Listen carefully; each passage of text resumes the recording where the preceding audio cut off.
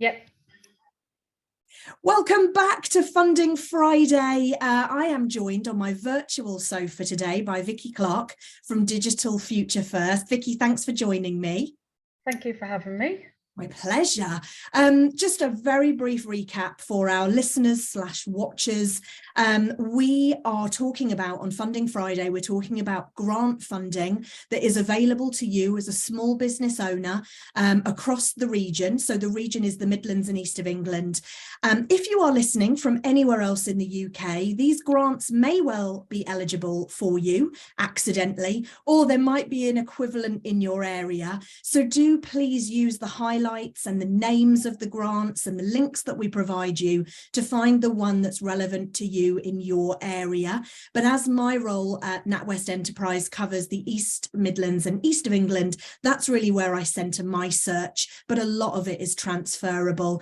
So Vicky, welcome. Tell us a little bit about your role, who you are and what the organisation do. Okay, so I am the Senior Business Advisor for Digital Future First, which is a government funded project, and we are here to make businesses aware of what funded support is available for them out there, as there's a lot available and not many businesses are aware, so that's where we come in. Oh, we totally hear that all the time. And once you discover and uncover grant funding, as a business owner, you always go, how did I not know about this before? Yes, it is. Yeah. It's surprising how many businesses are not aware of what is available. Yeah. And I always like to dispel that first myth. Grant funding, we don't like using the phrase free money, but you don't repay it, do you? No, you don't. Definitely not. No, it is there available for you to access. Brilliant. And Vicky and I bumped into each other networking just yesterday, and Vicky was talking about a grant that is coming to an end really soon. And I said, quick, let's jump on the podcast and get it out there. So Vicky, tell us a little bit about this pot of money that you've got available. Okay, so the particular grant that we were talking about yesterday it's a matched funding grant, and it's available to any small business within the South East Midlands area, so that's Northamptonshire, Bedfordshire and Milton Keynes.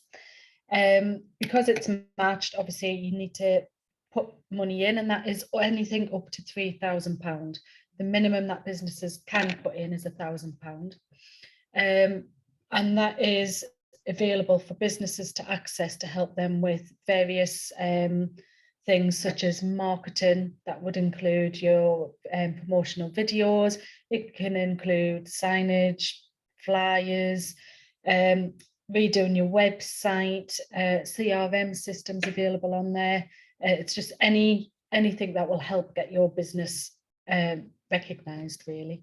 Brilliant. So let me just recap those figures. Minimum investment from a small business is 1,000, and then you would match another 1,000. So it would be a total £2,000 spend as a minimum entry requirement.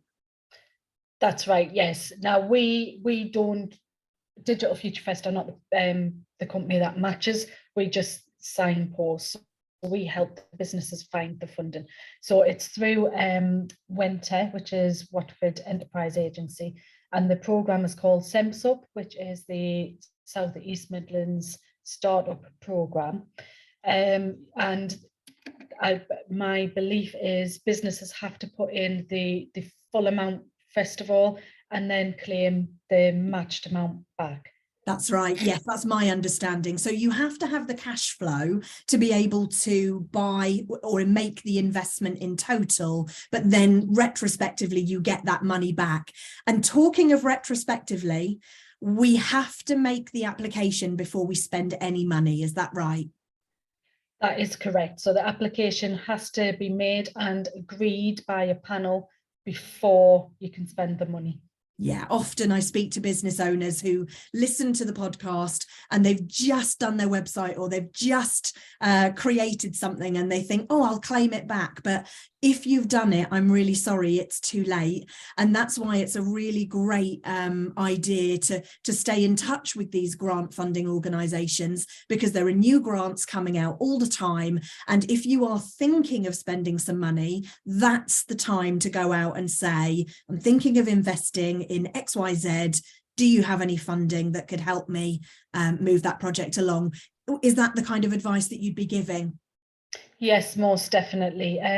Especially with Digital Future Fest, we keep up to date with all the local authorities and different programs coming out, so we can then pass that on to businesses before it gets to any sort of deadline. Yeah, brilliant. And how is that funding landscape at the moment? Is it busier than normal, quieter than normal? My sort of, when I'm going out and about, my main pickup is that businesses are looking for funds, they're wanting grants. There's lots of other different support schemes out there, but the majority of businesses are looking for sort of capital, really.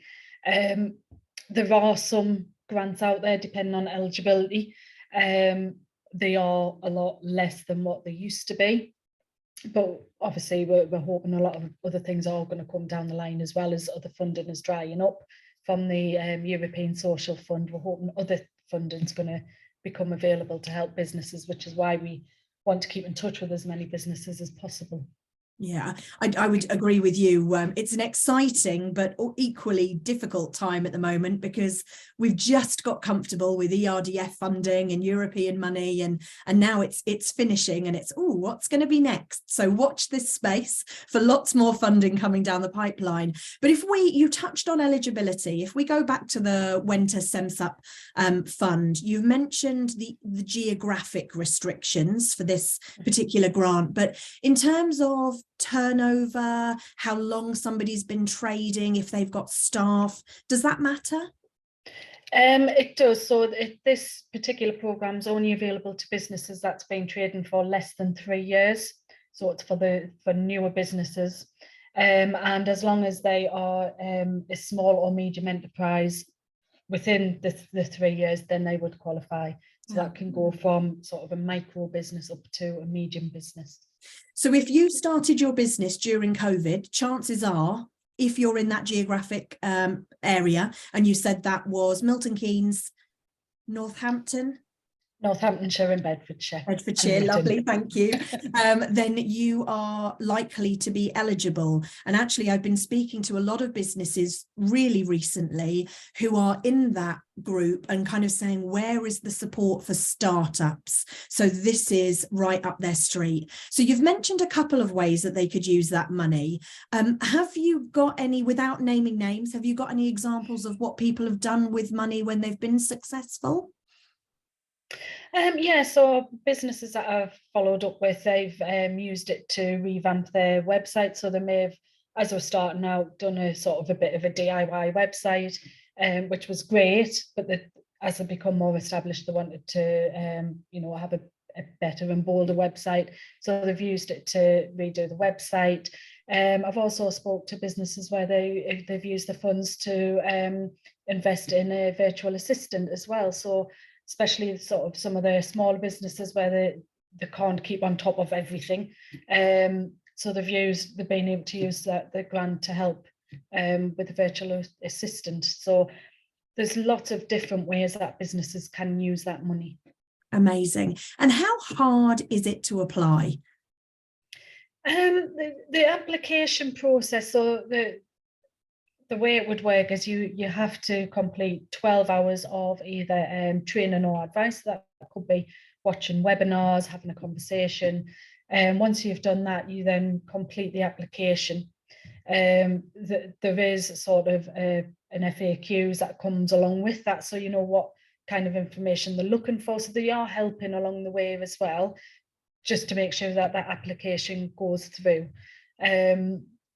Once it goes to panel, obviously that it's then sort of down to their discretion, but there's not a lot that I'm aware of, or if any, where it's being declined. I'm not saying that it can't be, but I'm not aware of any that have been. Brilliant. And that kind of digital broad brush approach to your application does give you an awful lot of potential for application. Thank you for clarifying that. So it's an online application signposted through you. So first steps, what would it be? Go to the website, email you? Yeah, so you can visit our website, which is digitalfuturefirst.co.uk. It has the information about the programme on there under our funding. And then there's also a link to my diary on there as well. Or you can email me direct, so that's Vicky, Vicky.Clark, Clark, at digitalfuturefirst.co.uk. We can arrange a one-to-one just to find out obviously about the business and make sure that you fit eligibility, and then signpost you and send you the links of where you need to go from there.